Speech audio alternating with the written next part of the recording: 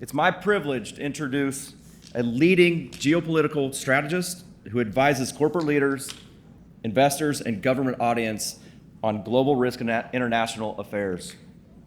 Mr. John Sitilides, sorry, I messed it up and I said I wouldn't, is the principal of Trilogy Advisors in Washington, D.C., a former U.S. State Department consultant under 4 presidential administrations, including Bush, Obama, Trump, and Biden.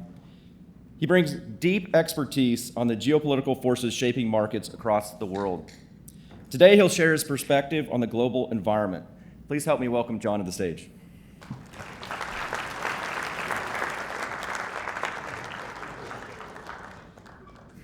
Good morning, ladies and gentlemen. Pleasure to be with all of you here today. I have been tasked with a very interesting assignment here, and that is to try to help you better understand what is happening around the world so that you are better positioned professionally and from a personal enrichment perspective when you're reading the newspaper, watching TV, listening to a podcast, to try to understand what is happening and why.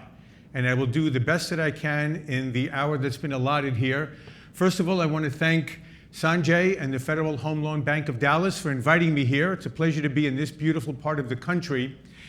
And I'm here from Washington, D.C., and we are dealing with a breakneck pace of decisions and events, the likes of which, as a certain president likes to say, no one's ever seen before.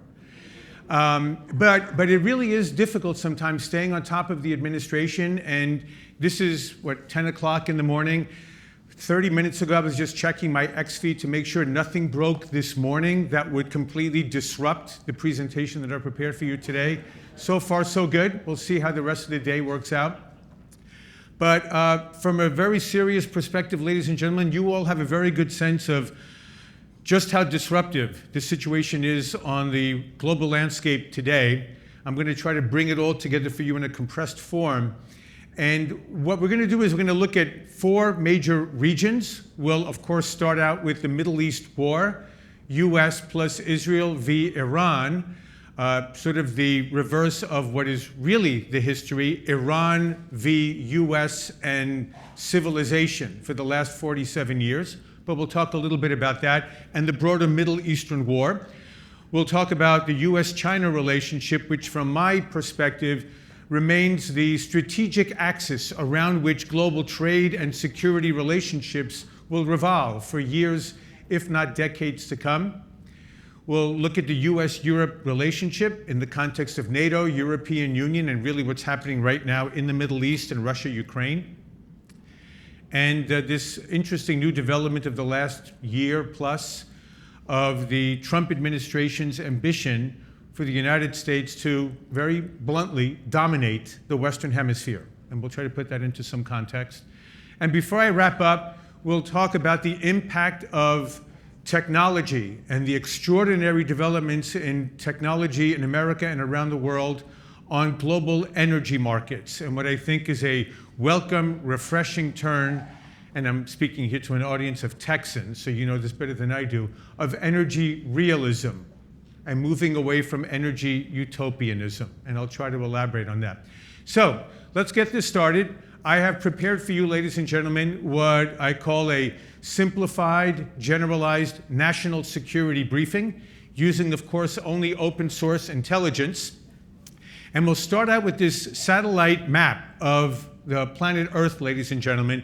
We're here in the heartland of the United States, and we can forget here that about 70% of the Earth's surface is comprised of oceans, waterways, and seas, upon which moves about 90% of global trade by volume, and about 80% of the oil and liquefied natural gas that powers economies around the world. And this is a system that has been led and protected largely by the US Navy in conjunction with the Air Force and our allies in Asia, in Europe, around Africa, around Latin America, that has given us the free and open international trading system based on the ability to access shipping lanes and to pass through strategic choke points. It's a US-led system. It's our tax dollars that provide for this, again, with some measure of support from our allies, and we'll talk a little bit about where the administration feels Europe is really free riding more than it should be. And this over here is a demonstration of the strategic choke points around the world. This is when we talk about geopolitics in a literal sense, ladies and gentlemen. Sometimes people confuse the word with the so-called complexity of international relations. But geopolitics is literally the impact of geography, of physical features and natural resources on political decision-making and on international security and international trade. These are all very narrow passageways between land masses which historically have been besieged by piracy, by terrorism, by figurative toll booths and the like. And it's the United States that keeps all of these shipping lanes open, and I'm going to reference some of these during the course of my presentation, that allows for this trading system over the last 30, 35 years, really since the end of the Cold War, that has given us what I would posit is the greatest prosperity mankind has ever known.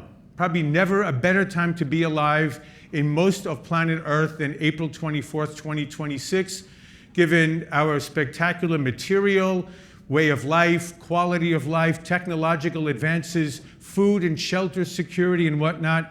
Spiritually, we may be a broken people. That's a different discussion. But materially, there's never been a greater time to be alive. But we do face some serious challenges, which I'm about to elaborate on. And we start here, of course, with the current war in Iran and the Middle East. Ladies and gentlemen, one of the reasons that we remain very much focused on the Middle East, even though we're no longer dependent on the region for oil and for natural gas the way that we were decades ago. And I was too young during the Yom Kippur War and the first crisis in the Middle East with energy, but I remember well under the Jimmy Carter administration in the late 1970s, 1979 to be specific. But there's two reasons I would say why we're very much involved strategically in the Middle East today. And one is because of the three choke points that I referenced earlier. Let's just jump back for a second. And you see here we have Hormuz, the Bab al-Mandab at the southern mouth of the Red Sea, and the Suez Canal at the northern mouth of the Red Sea, right? So for everyone on this side, there's Hormuz, Bab al-Mandab, and there's the Suez Canal. And so these three choke points are the ones that must be allowed free passage for oil and liquefied natural gas to arrive at Asian and European ports, because our allies and our trading partners do not have the military capability or wherewithal to provide for assured access to these shipping lanes. Only the US military does. So we do this to uphold the economies of our allies at both ends of the Eurasian landmass. Now, their well-being helps the American economy as well as the global economy, but they're dependent on the Middle East. We're not, but we do this to assist them and the free flow of goods worldwide. And then we have what we call the Indian Ocean Maritime Superhighway that connects the Middle East here down around India en route to Asian markets, ladies and gentlemen, coming down like this to Asian markets. And that connects Asia not only to the Middle East energy supplies, but to the vast metals, minerals, and natural resources of many countries throughout the African continent, and of course, affluent markets in Europe. Without this open maritime superhighway, we have a cutoff of trade between Asia and Europe to a considerable degree. The alternative really are very lengthy and slow-moving overland passes. So this is why we remain strategically wedded to free and open shipping in and throughout the Middle East.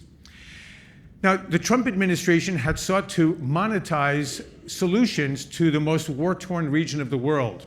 And the news of the last couple of years has focused largely on attacks against Israel. But I will posit that actually most of the wars in the Middle East have been either civil wars inside of countries like Syria, Lebanon, Yemen, the Arab Spring of 15 years ago, and all of the tumult in a number of countries in the Middle East and Northern Africa, as well as the Iran-Iraq war, Saudi and UAE against Yemen. So all of these wars have largely been between Middle Eastern countries, not so much against Israel. And so the Trump administration's idea was to wed itself to a proposal by Indian Prime Minister Narendra Modi in September of 2023 called IMEC, India, Middle East, Europe Corridor. Very ambitious transportation corridors connecting the western shore of India across the Arabian Sea to the UAE, then land corridors involving transport, logistics, energy, and fiber optic telecommunications across the vast desert expanse of Saudi Arabia, connecting to the Israeli port of Haifa, right? Abraham Accords, all of the countries coming together, and then from Haifa, and if Gaza can be rebuilt in the next 7 to 10 years, a parallel port on the eastern Mediterranean shore of the Levant, connecting to European Union countries like Cyprus, Greece, Italy, France, en route to Northern European and Central European markets. Well, this was September of 2023. About 2.5 weeks later, Hamas attacked Israel, and everything has fallen apart. This ambitious plan remains on the shelf, thanks to the Indian government. But if we get to a point post-Iran war where we see a restabilization or a first-time stabilization of the Middle East, you could see this plan come alive. But I want to give you another sort of background piece of information here, ladies and gentlemen, because American media, unfortunately, has done a relatively poor job of informing the American people about what is happening in this part of the world. This is a graphic produced by the Defense Intelligence Agency. And DIA, at the beginning of last year, projected and informed the president. Oh, by the way, I see the camera's up. I'm going to be getting a PDF of my slide deck to the event organizers, to Federal Home Bank, so don't take any photos. You're going to get this in a PDF form next week. So what we have here, ladies and gentlemen, is a graphic that was declassified by DIA in May of last year, 11 months ago. And when you get this and you're looking at this at home or in the office, you'll see this little box over here that for the first time, DIA projected that Iran, the Islamic Republic of Iran, by 2035 would possess an arsenal of 60 intercontinental ballistic missiles capable of striking the heartland of the United States. And I think that was a driving factor last year when the Trump administration decided to bomb the nuclear facilities after the Israelis wiped out the anti-aircraft missile systems of Iran and opened up the skies. This was declassified in May of last year, this graphic. This is actually a DIA-produced graphic, and almost no one knows anything about this. This was in May of last year, and it gives you a sense of the concerns inside the White House about Iran's fast-growing nuclear weapons capability, also its fast-growing missile arsenal. It was on track before this war right now, February 28th, to achieve an arsenal of 8,000 ballistic missiles by 2030. The idea here is to build such a potent defensive wall that neither the US, Israel, or any Gulf Arab countries could penetrate it and give Iran the freedom to go ahead and build its nuclear weapons with this deterrent in place. And right now, we know that Iran possesses about 900 to 1,000 pounds of 60% enriched uranium. You get it to 90%, which only takes a few months, and you've got what you need to build uranium metal warheads to place on top of a missile. So they were capable of building 11 to 12 nuclear warheads in 2 months. Now, this has all been set back considerably under the withering attacks of the US and Israeli air forces over the last couple of months. But I just want to give you a richer sense of just how potent, not the imminent danger, as we kept hearing in the media, that it was going to happen tomorrow or next week, but in a matter of months or even a short period of years. And then, of course, the issue would have become, how did we screw up on Iran when we knew that they were building nuclear weapons and this massive ballistic missile arsenal? Our European allies have apparently not been taking the threat from Iran very seriously, because in the course of the retaliation by Iran against the US and our allies, they fired a hypersonic glide missile which can evade US and Western anti-missile systems right now at this joint UK-US base called Diego Garcia, about 4,000 kilometers, over 2,000 miles south of Iran in the middle of the Indian Ocean. Now, the Iranians have been lying. They're liars. We know this, right? The Islamic Republic leaders. They've been lying to the world for half a century. But they were lying about the range of their missiles, saying that it was only about 2,000 kilometers, about 1,200 to 1,300 miles. Then we see that they're able to strike at Diego Garcia. Luckily, we knocked the 2 missiles out. We deflected them before they were able to get to the island. But if you take that trajectory from Iran down to Diego Garcia and you overlay it with a map of Europe, Iran is capable of striking targets in Rome, Berlin, Paris, and London. Now, before this, when Europeans preferred to believe that it was a much shorter range, it was only countries that were closer to Iran, like Turkey, Greece, Bulgaria, the Black Sea region. But now all of Western Europe is susceptible to an Iranian missile attack. And I think this is part of the tension that we see between the White House and our European allies, who don't seem to be taking the Iran threat very seriously. They still remain single-mindedly focused on Russia, Ukraine. You don't need me to tell you, ladies and gentlemen, what is happening with oil and gas markets. You're Texans, after all.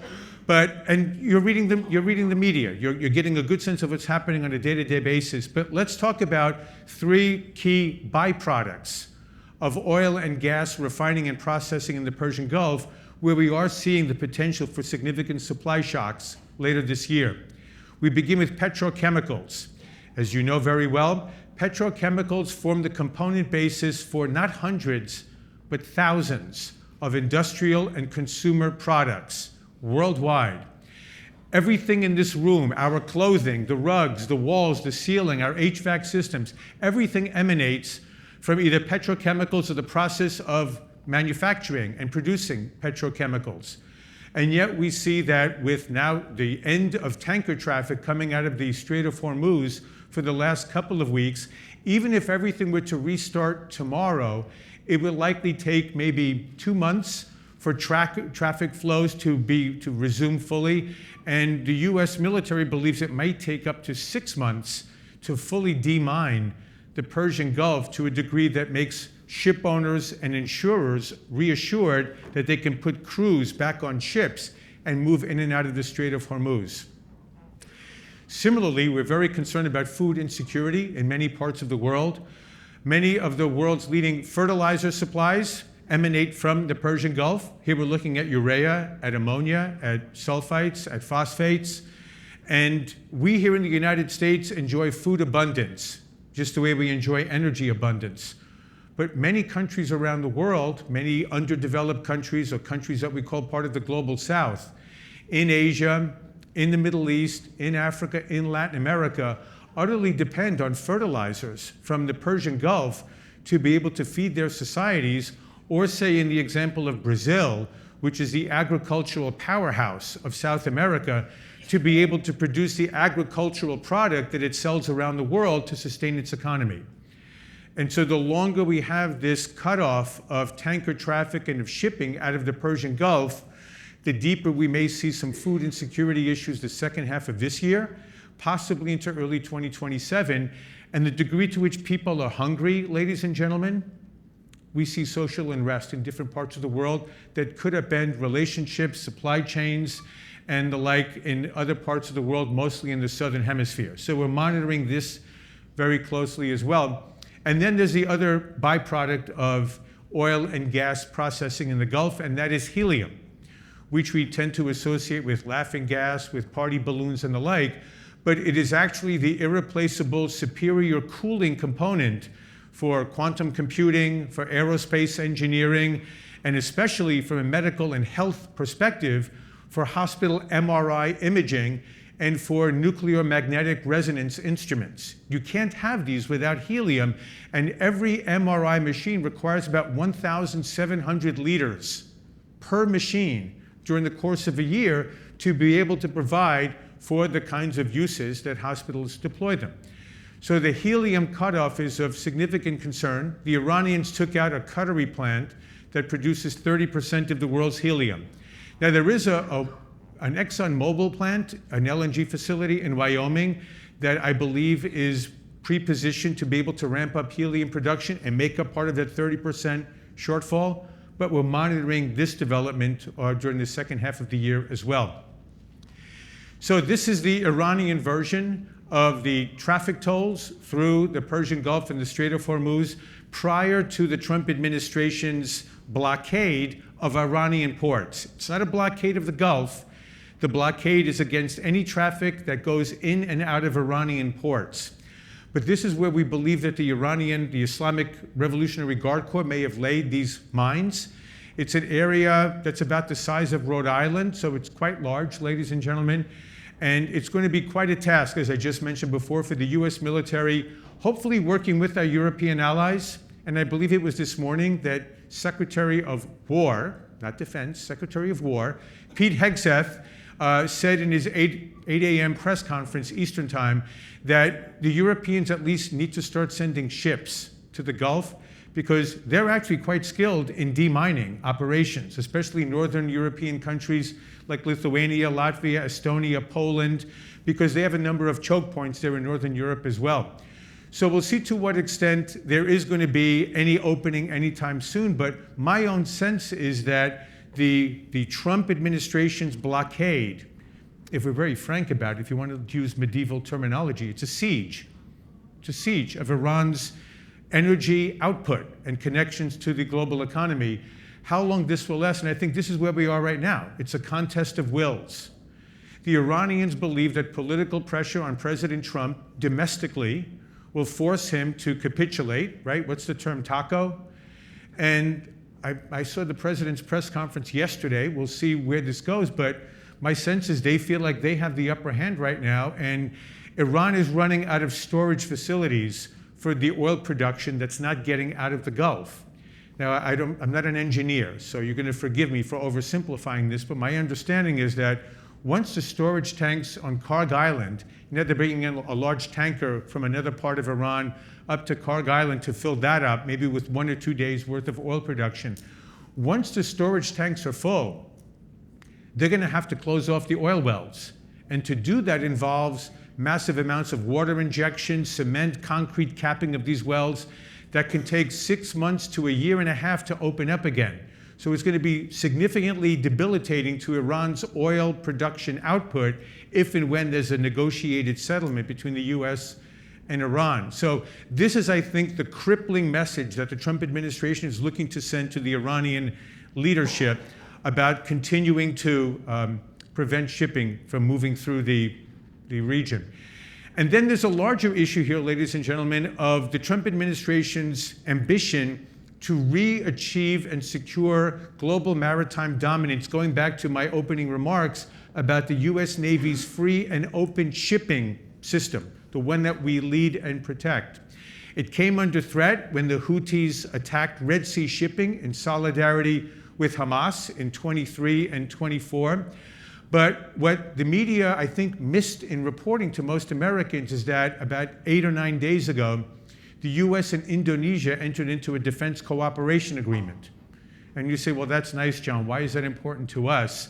What happens with Indonesia? Except that Indonesia is a massive archipelagic nation in southern Asia, about 5,000 to 6,000 islands. But more importantly for us, as well, the signal is very important also because it's the largest, it's the most populous Muslim country in the world. Almost 300 million people live in Indonesia. But it controls the southern shore of a strait that's probably more important than the Strait of Hormuz, and that's the Strait of Malacca. Now that we have this defense cooperation agreement with Indonesia, the US has control over the southern portion of the Strait of Malacca, and we already enjoy defense cooperation agreements with Thailand, with Malaysia, and with the city-state of Singapore. So the US Navy now effectively has control over the Strait of Malacca. And you say, okay, John, why is that important? And that's because this is the funnel, narrower than the Strait of Hormuz, through which communist China gets almost all of its shipped energy, oil and liquefied natural gas, food, fertilizers, natural resources from African markets, its trade route that I said before, the Indian Ocean maritime superhighway connecting China to Europe, all passes through Malacca. So I think when President Trump, if he goes to Beijing May 14th and 15th, and he's looking for maximum leverage, right? That's President Trump's favorite word. Read chapter 2 of Art of the Deal when he describes his negotiating style. He wants to be able to look Xi in the eyes and say, okay, rare earths, pharmaceuticals, you control those. We control the shipping lanes that sustain your economy. Let's work out a modus vivendi over here. And I'll talk about this some more later on this morning. Okay, so now let's transition over, ladies and gentlemen. We're still talking about the importance of shipping lanes to the global economy, but let's focus a little bit on the Western Hemisphere. The Panama Canal, it's a head scratcher for me the day after Election Day in 2024, because I don't recall President Biden, Vice President Harris, or candidate Trump talking at all about the Panama Canal, but now President-elect Trump is talking about the Panama Canal and wresting control of it from China. What's happening here? In a nutshell, I want to be respectful of our time here, the Atlantic and Pacific mouths of the Panama Canal are where there are two Hong Kong ports, two Hong Kong company-controlled ports that essentially are accountable to the Chinese Communist Party.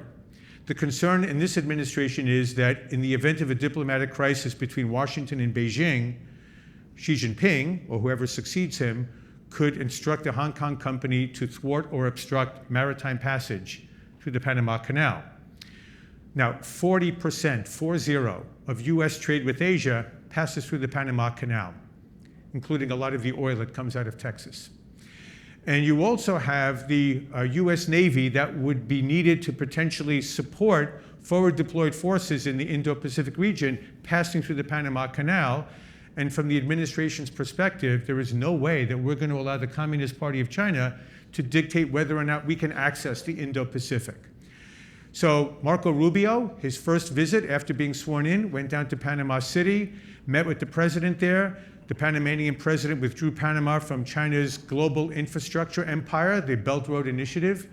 In January of this year, a Panamanian Supreme Court nullified the contracts that gave the concessions to those ports of that Hong Kong company. Xi Jinping and the Chinese government are fighting this furiously, vociferously, and we'll see how this plays out in the weeks and months ahead. But Xi Jinping knows that Donald Trump is fully committed to making sure China does not control the Panama Canal. We also have a significant Chinese presence in Venezuela, at least through January 2nd or 3rd, whatever day the extraction and arrest of Nicolas Maduro took place. China had built out about $30 to $50 billion worth of infrastructure over the last 20 years in Venezuela as part of the Belt Road Initiative. Because of the failed socialist policies of those governments over the last 20 years, they were unable to repay China in cash. So they essentially repaid China in kind with vast amounts of crude oil at deeply discounted prices. Similarly, we had Russia that was providing military hardware and training of Venezuelan paramilitaries there.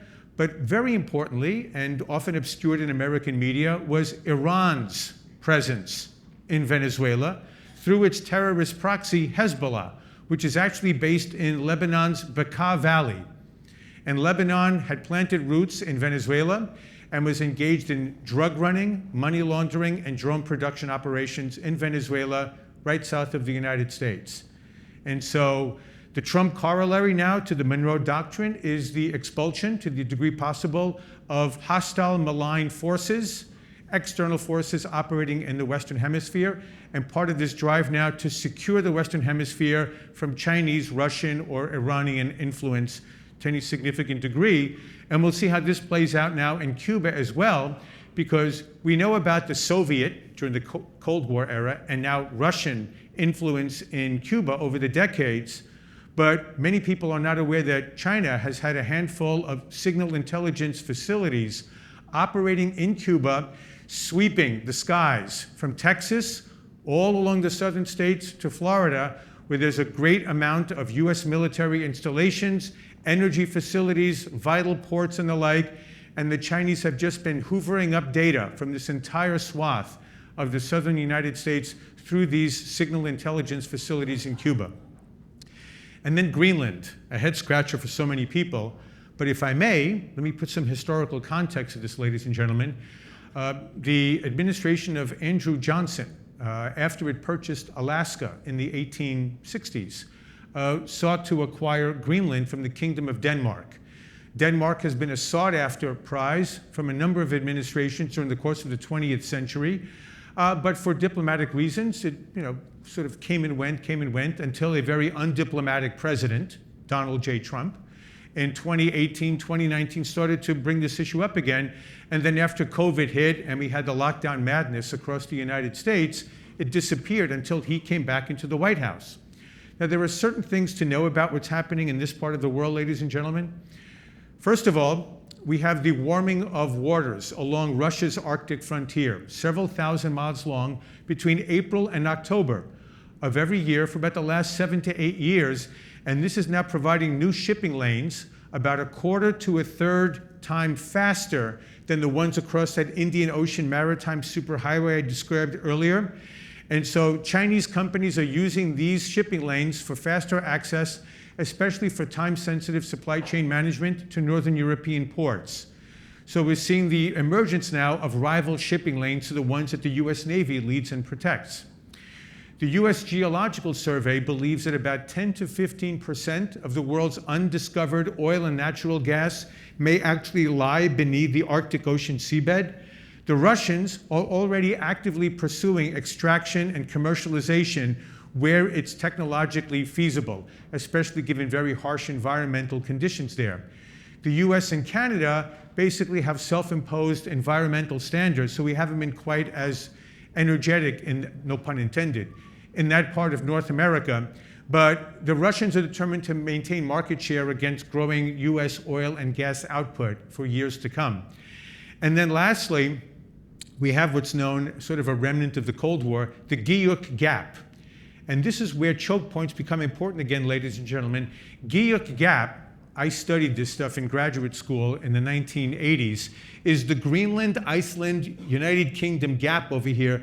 And these were choke points that were critical during the Cold War when the US and our NATO allies worked very closely together to bottle up the Soviet Navy and Air Force in the Arctic region so they could not penetrate, come into the Northern Atlantic, and cut off critical supply lines and logistics between the United States and our European allies in the event of a crisis like a Soviet invasion of Europe. Well, now we have a situation where over the last 5 years, we've had about 5 to 6 joint Chinese-Russian air and naval patrols in the Arctic region. And China's not even an Arctic power. It is simply asserting itself in the Arctic region, and now they're hovering above Alaska, above Canada, and near Greenland. And the administration believes that the Kingdom of Denmark is not in a position to effectively deter China and Russia from operating near Greenland, which is increasingly important now for larger Northern American security, especially since the Trump administration is requesting funds to build this Golden Dome missile defense over all of North America. So this is why Greenland has become a very important issue, even it's been handled in a very undiplomatic and a very unorthodox and unruly manner by the White House. All right, so speaking of Russia, ladies and gentlemen, let's talk a little bit about what I call a Eurasian power, very singular Eurasian power, and that whoever governs Moscow governs 1/8 of the world's total landmass, spanning 11 time zones and able to project power, mostly in malign ways, in Central and Eastern Europe, as the suffering millions in Ukraine have come to know over the last 10, 12 years, in the Middle East, in Africa, where the Russian military supports about 10 to 12 dictatorships, in South Asia. It has a tactical alliance right now with China. The enemy of my enemy is my friend. So they're both aligned against the US-led international trading system. It continues to dispute the sovereignty of a number of northern Japanese islands. It sits right across the critical choke point of the Bering Strait, right across the United State of Alaska here. And then, of course, as I just mentioned, it is essentially, here's the Bering Strait for this side of the room, across from Alaska, and it's essentially the military and energy power that is dominant in the Arctic region. Now, it has been involved in a 4-year-plus invasion of Ukraine. Ladies and gentlemen, this is a recent snapshot of the battlefield conditions in Ukraine. The European Union just approved about $110 billion in military and financial aid for Ukraine that will help to sustain and rebuild a defense industrial base inside of Ukraine so the country is no longer dependent on a flow of arms from the US or from European countries. But I think the very important message here is to Vladimir Putin, and that is that Europe will stand by Ukraine. Ukraine will be able to resist ongoing Russian offensives, and it really is an incentive for Putin to come to the table and negotiate some measure of an honorable peace between Russia and Ukraine. There really is no realistic prospect, ladies and gentlemen, of Ukraine getting back any significant territory from those eastern oblasts and from Crimea. This will likely be what Ukraine looks like after the war.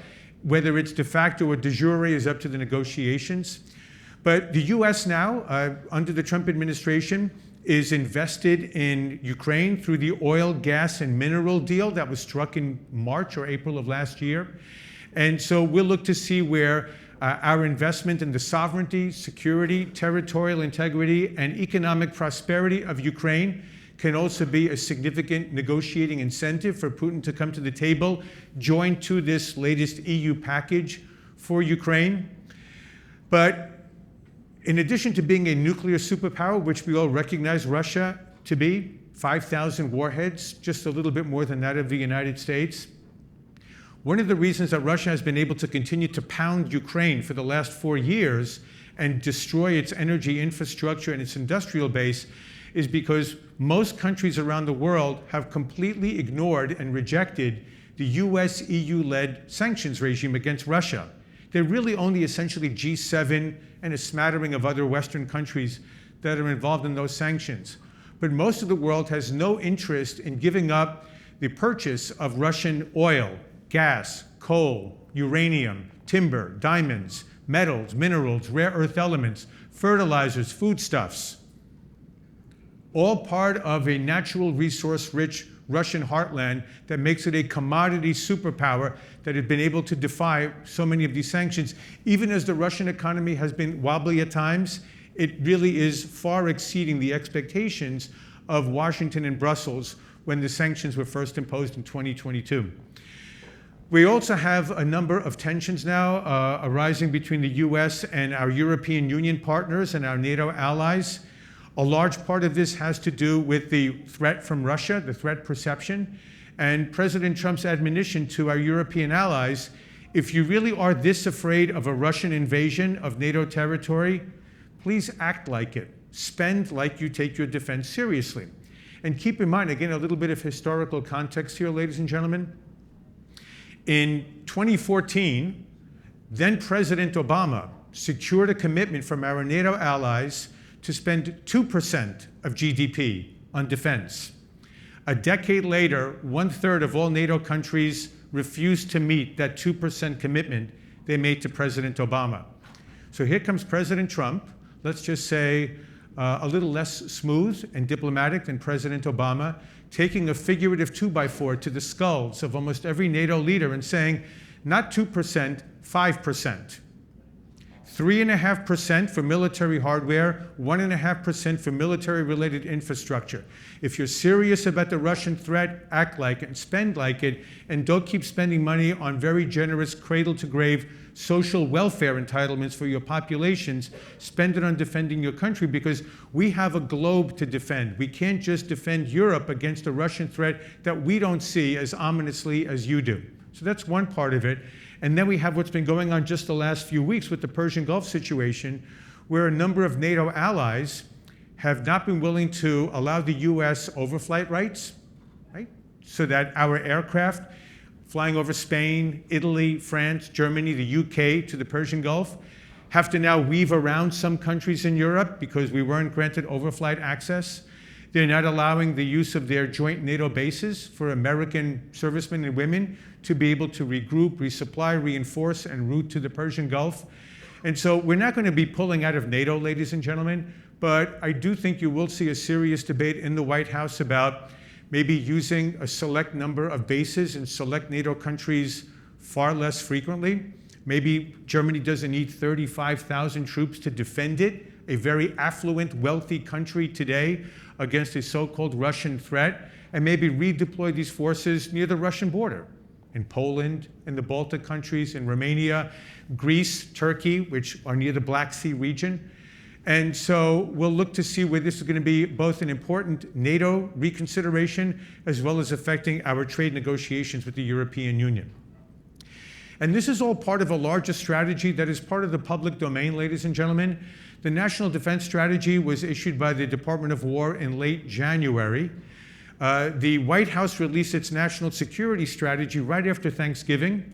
And then the State Department released its agency strategic plan, how it would use diplomacy to implement the president's national security vision. That came out right after New Year's. So the unclassified versions of all of these documents are available online, and they're relatively easy reads. For those of you who are interested, you can just go to the websites of those various departments and obtain this information. But it really is a rethinking of prioritization of regions and functions from an American interest perspective worldwide. But China will remain the strategic target of American foreign policy and national security consideration, ladies and gentlemen.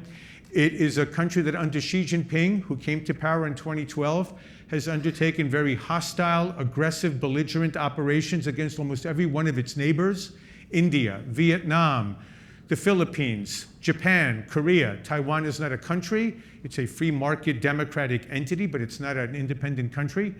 But China has undertaken a very sort of strange turn away from Hydra strength, bide your time, that allowed it to build up its economy to be the #2 economy in the world, thanks really to the US enabling and facilitating China coming into the WTO under Bill Clinton and George W. Bush without any assurance that they would comply with WTO criteria, which they've largely violated with impunity for 25 years. But China right now has its eyes set on Taiwan in ways that are making many in Washington quite nervous. One, because Taiwan is a free market democratic entity that really belies the Chinese Communist Party's message to the Chinese people that China is such a vast and complex civilization that dates back 4,000 or 5,000 years that only the one-party absolutist Leninist rule of the Chinese Communist Party can properly govern the Chinese people. And the Taiwanese, who are ethnic Chinese, ethnic Han for the most part, give lie to that by engaging in a freewheeling, robust, democratic, capitalist system. So the Communist Party needs to smother the form of Taiwanese governance for its own legitimacy purposes. China also wants to absorb Taiwan's advanced semiconductor manufacturing leadership in the global economy. We all produce semiconductors, the US, the Koreans, the Japanese, the Chinese, but nobody produces them on a scale at the advanced level that the Taiwanese do, especially the Taiwan Semiconductor Manufacturing Corporation, that one prized jewel corporation in Taiwan. And then we also have China's concern that it is artificially constrained by the US-led system that has us forward deployed in countries like Japan and the Philippines and Korea. And China feels that this is a sphere of influence that is historically China's, not that of an alien power from halfway across planet Earth in the form of the United States. They resent our presence there, and they seek to supplant it. If China controls Taiwan, they're able to punch out of the East China and South China Sea here, deeper into the Pacific Ocean, to threaten our interests in Guam, in Hawaii, and in Alaska, to move their forces down into the southern Pacific near Australia, New Zealand, Oceania, and then further west into that, again, that Indian Ocean maritime superhighway where they feel they should be controlling the shipping lanes that through the Strait of Malacca and other areas there that connect their economies to other parts of the world. Now, we're looking to see in Washington through its successive administrations how to effectively deter and dissuade any Chinese leader from thinking today is a good day to order the invasion of Taiwan. My own sense, ladies and gentlemen, is that a responsible, rational Chinese leader, and I think Xi Jinping is quite rational, has no interest in a military kinetic operation against Taiwan. It would be so reckless, so high risk, and so potentially destructive to the Chinese economy, the Chinese military, and most importantly, the Chinese Communist Party's rule over China, that they wouldn't undertake it. You see here, this is from a Bloomberg consensus several years ago, a blockade or a quarantine of Taiwan could be a fallback position on the part of China, but it would still have very, very damaging effects on the global economy, and obviously a Taiwan war between China and Taiwan that would almost automatically draw in Japan and Korea. And then because we have defense cooperation agreements with Japan, with Korea, and with the Philippines, would almost surely draw in the US, would be calamitous for the global economy. So we're doing everything we can to deter and dissuade China from doing anything that would trigger these kinds of outcomes. To do so, we are arming Taiwan to the teeth with defensive systems, with rockets, missiles, anti-aircraft systems, anti-missile systems, to make any potential invasion or amphibious assault against Taiwan so painful to the Chinese that the calculus is always no invasion today, tomorrow, next week, or next year. And it's what we call the porcupine defense of Taiwan. And we pray that it remains successful for years to come. But this is also going to be, I think, a major topic of discussion when President Trump and General Secretary Xi meet in a few weeks. And beyond that, of course, are the larger alliances that we have with so many Asian partners. One very important one began in Japan in 2008 and was resuscitated by President Trump. And it came to us from Japan, and that is the Quad arrangements: Japan, India, Australia, United States, defense and security cooperation and intelligence sharing. And then President Biden gave us the AUKUS agreement between the United Kingdom, Australia, and the United States to develop advanced nuclear technology submarines for more effective patrols of the Pacific Ocean, again, to constrain overly ambitious Chinese operations in that part. And also President Biden gave us the trilaterals of the US, Japan, South Korea, US, Japan, Philippines, to demonstrate to China that we're working very closely with so many of our allies in the Indo-Pacific region to maintain the status quo and not see China look to upset it with any type of an operation against Taiwan. We have two problems on our side, ladies and gentlemen. One, first of all, is that thanks to the foolishness of our political leadership in Washington, Republicans and Democrats, presidents, senators, and members of Congress, our defense industrial base in the United States of America is dependent on not hundreds, but potentially more than 1,000 Chinese suppliers for magnets, semiconductors, ball bearings, and components. And so if a diplomatic crisis erupts tomorrow, a Chinese Communist Party leader can tell us that there are some significant supply chain hiccups, and all of a sudden we're no longer able to build out an Ohio-class nuclear submarine, a B-2 stealth bomber, a Minuteman ICBM, or a Patriot anti-missile system. So those systems are all in the left-hand column. The middle are all of the American companies that are approved by the Defense Logistics Agency to assemble these major weapon systems. And on the right, the letters are super tiny because there are so many of them, ladies and gentlemen. Those are just a smattering of the hundreds, if not more than 1,000 Chinese suppliers that we have allowed because we've outsourced so much of our industrial base, not just for consumer products, but also our defense industrial base. And then, of course, our economy, being increasingly technologically based, is therefore more and more dependent on access to refined and processed rare earth elements. But who controls the refining and processing of rare earth elements in the global economy? The Communist Party of China, which we were very happy to outsource to China, we and our European allies, starting in the 1990s, because, very frankly, this is an expensive, dangerous, and environmentally degrading process. Or at least it was in the 1990s.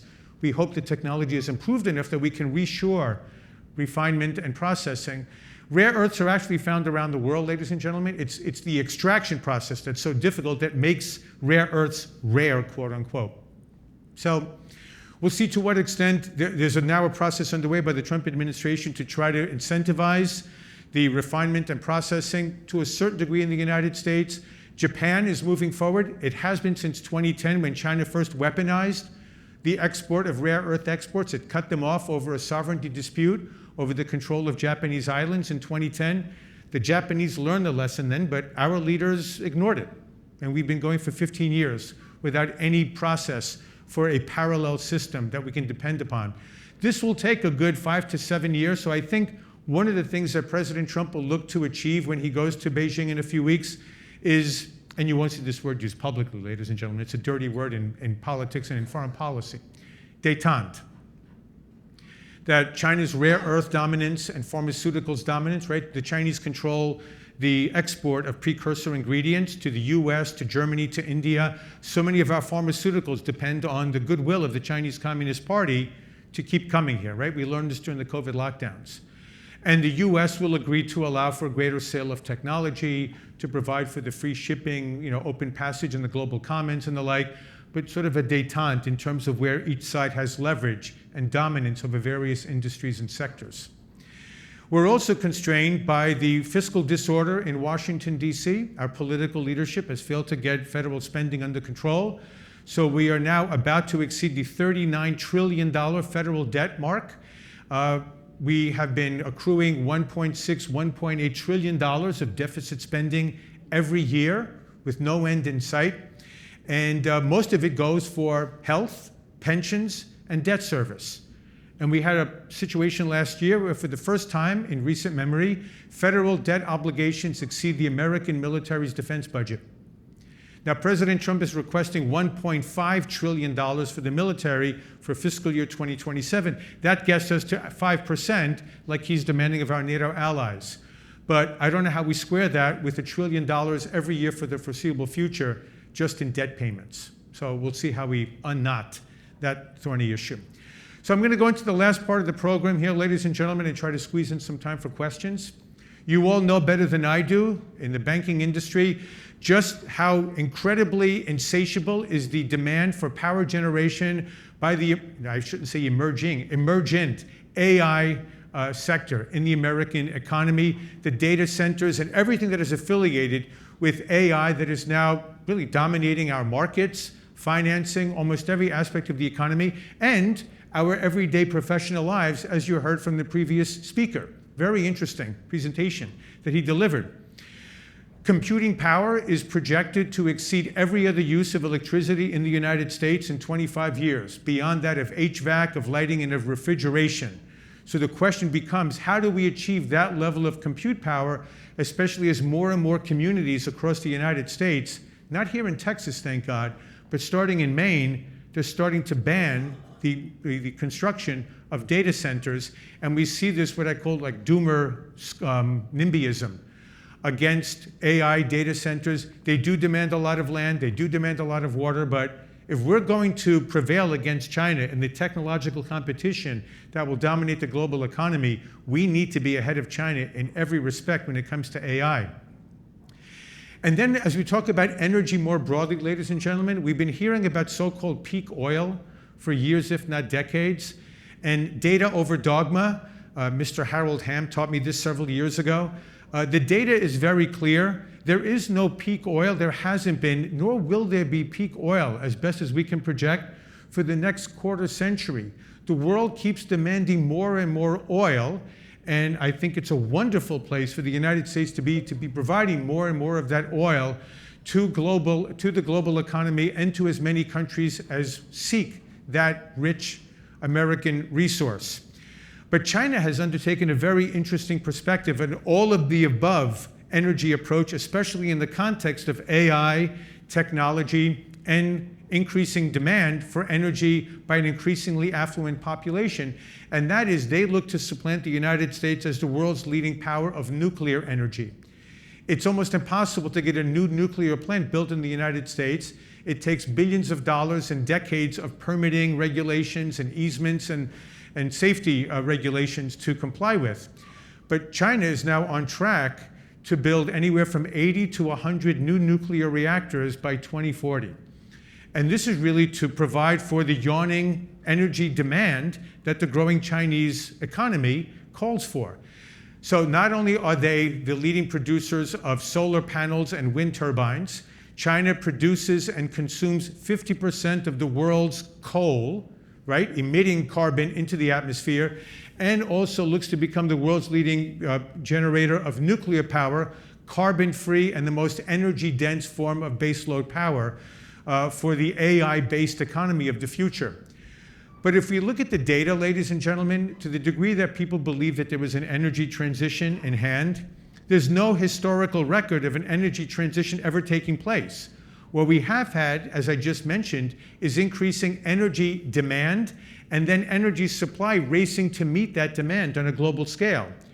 So we have energy addition, but if we mean energy transition as energy replacement, there's no precedent for this, nor does there seem to be any trajectory for energy replacement. Biomass, wood chips, animal dung, and garbage for heating homes and for cooking foods is still used by several billion of the poorest people around the world, all of whom wish they could live the way that we do here in Texas and across the United States. And they're going to get coal when they can, and after coal, when they become more affluent, oil, then gas, then maybe they'll go to wind and solar and nuclear and hydropower and hydrogen, right? Always that energy source that's around the corner but never quite there. But data over dogma, ladies and gentlemen. There's no energy transition taking place anytime, barring some major breakthrough in energy technology. Our civilization is utterly predicated on the use of hydrocarbons for the manufacture of steel, cement, plastics, glass, ceramics, ammonia, fertilizers, all of the underpinnings of this extraordinary life that we live, that we enjoy in America, in the West, and that people around the world aspire to enjoy, are all predicated on the ongoing uses of hydrocarbons to be able to produce these underpinnings for the advanced industrial civilization that's been bequeathed to us and that I would like to pass on to my 4 sons and, God willing, one day, my grandchildren. And I believe all of you would like to see that happen as well.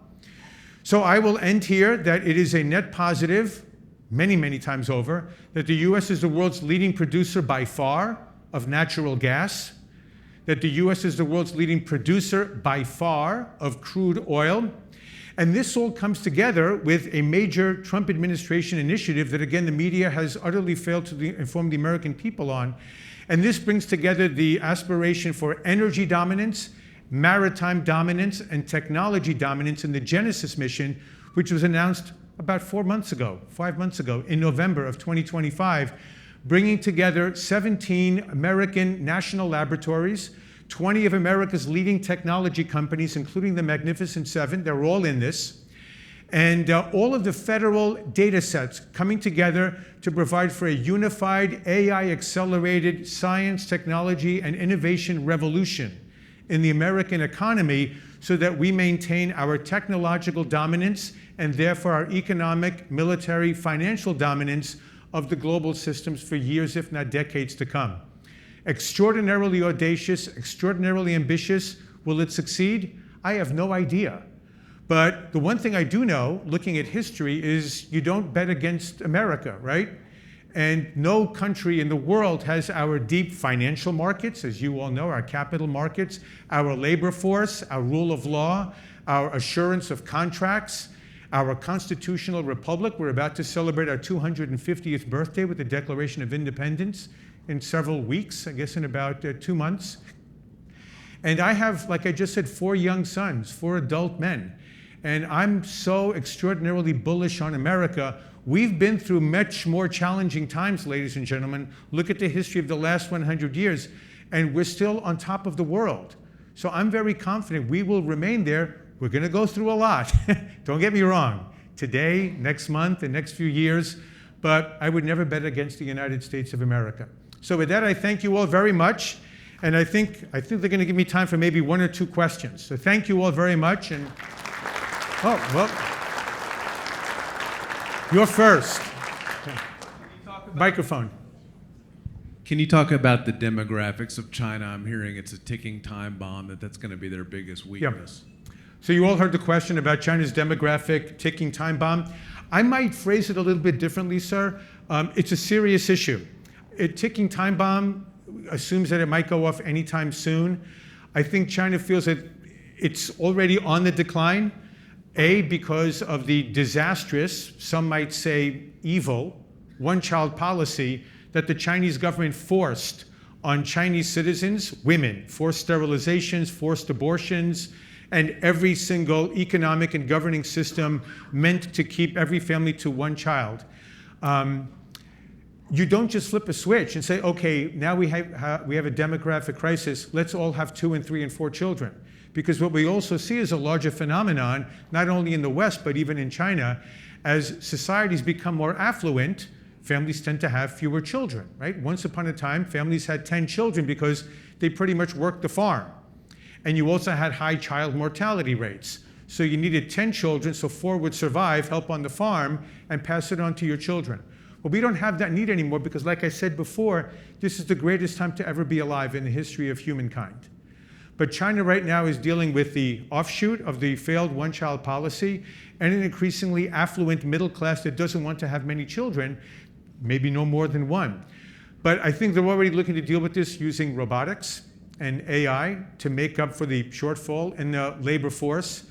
But China is going to be a shrinking population in real terms in the decades ahead.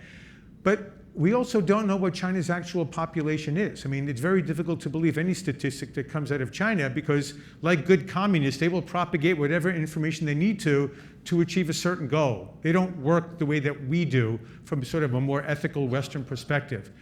I think that's a longer-term issue. Maybe that starts to kick in about 10 to 15 years.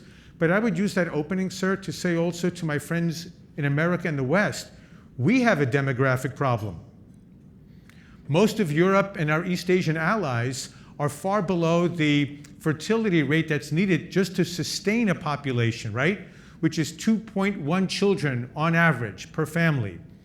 And most affluent societies are seeing families that either have one child or increasingly no children. They have pets instead, but no children by choice.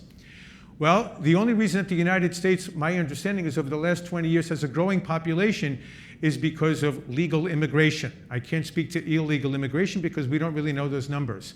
But Americans, per se, are not having children at the rate to sustain our population. So we're facing our own demographic issue as well. So I like to tell my friends, let's look in the mirror first. There's a lot of fingers to be pointed at China on a number of things.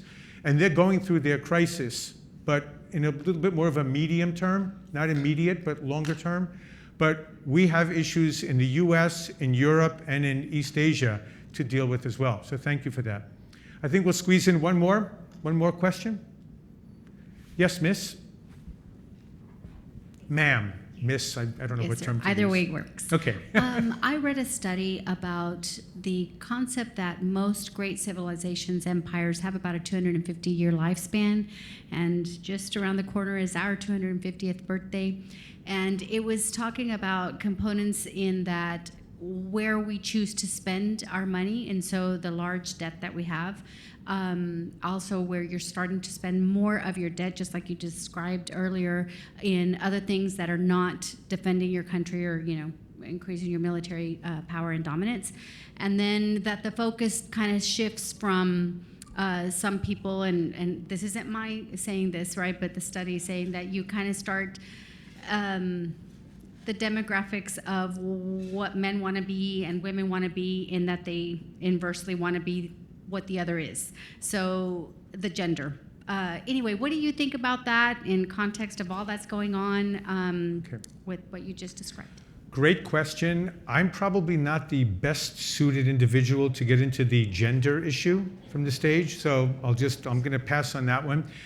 But I'm glad you brought up the other one. There were always these wonderful theories about history and the like, and there's the one that you cite, which is a semi-credible one on some fronts about the 250-year cycles. But again, I'm kind of an amateur history buff, and the Roman Empire lasted 800 years until the fall of Western Rome, and then Eastern Rome continued another 1,000 years in what is now Istanbul. The Egyptians, 1,000 years. Various iterations of China and of India, the Hindu civilizations that have lasted for thousands of years. Persia, before it was corrupted and distorted by the Islamic Republic. So I'm not necessarily a subscriber to the 250-year demise, but they can go through cycles. And I think if we look at why civilizations collapsed, however long they may have been in existence, and where we can learn from history and avoid that kind of outcome. For instance, the fall of the Roman Empire and the debasement of Roman currency and the debasement of Roman culture and the refusal of young Roman men to defend the empire. And so they brought in mercenaries from tribes, right? A lot of the backwards tribes in Northern Europe. So these are the things that I think we can learn from. But from a fiscal perspective, the point that you raise, I don't know how we resolve that, ladies and gentlemen, because it's one of the conundrums of democracy, right? I don't know if it was Winston Churchill who said, somebody far wiser than me, obviously, that democracy is the worst form of government except every other one, right? But democracy allows people to vote for lawmakers who give them free stuff. And who doesn't like free stuff? And as long as it's not coming out of my pocket and coming out of somebody else's, and I can't connect the dots, I'm happy to keep voting for those lawmakers. And both parties are guilty of this. I mean, there's a lot of grift going on in Washington, D.C. So I think the concern is, how do we get lawmakers to actually think about the so-called public interest as opposed to re-election? But in a democracy, ladies and gentlemen, again, whether it's the United States, whether it's our democratic allies in Europe and in East Asia and elsewhere, the number one objective of every democratically elected lawmaker, Democrat or Republican, is to get reelected. And they will do what they can, and they will offer to voters whatever bromides they need to get reelected. And I don't know that democracy has a good answer to that. I don't know how we get back to a culture that prizes the common good over individual wants. And maybe that's a larger cultural issue over the last 50, 60 years. It's a great question. I'm trying to address some of the aspects of what we're talking about here that connect to that, but I don't know that anyone has an answer for that. And if he or she does, I hope that person runs for president or some high office and can provide a measure of political and civic leadership for the country. Where are the conference organizers? I believe I'm done. Am I done? Thank you all very much. Wish you all safe travels. Thank you very much for having me. Thank you. Thank you.